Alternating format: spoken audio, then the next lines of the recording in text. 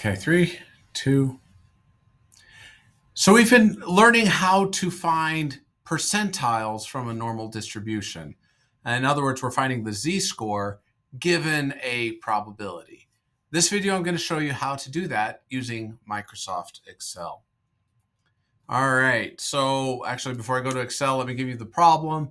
Same problem we've been dealing with this entire lesson. Shovel full of dirt with an average weight of 15 pounds with a standard deviation of 2.4 pounds. The question is, what value represents the 65th percentile?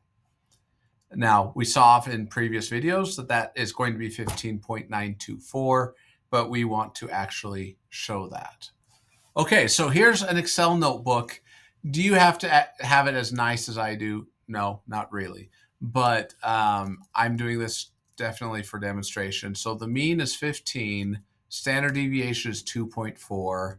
The percentile we want is the 65th percentile.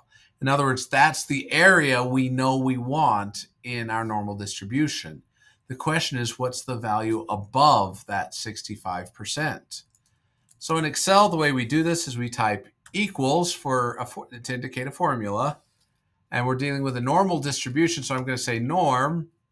And you see that there is norm.dist. The next option is norm.inv. That's inverse norm. It means instead of giving a z-score and giving an area, you're going to invert that. Give it an area to give you a z-score. So we can say inverse norm. Well, it did decide not to do it. Inverse. Open parentheses. What's the probability?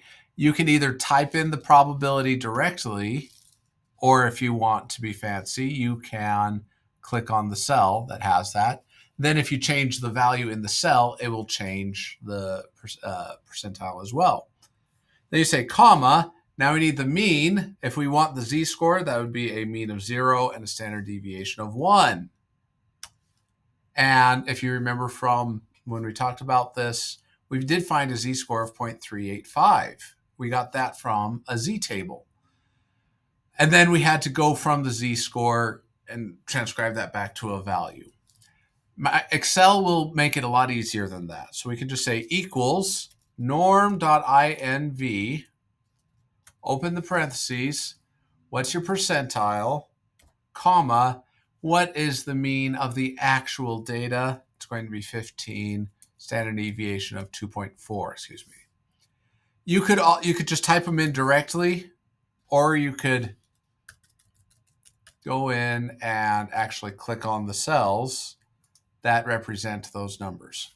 I think that for this, I'm just going to say probability of 0.65, mean of 15.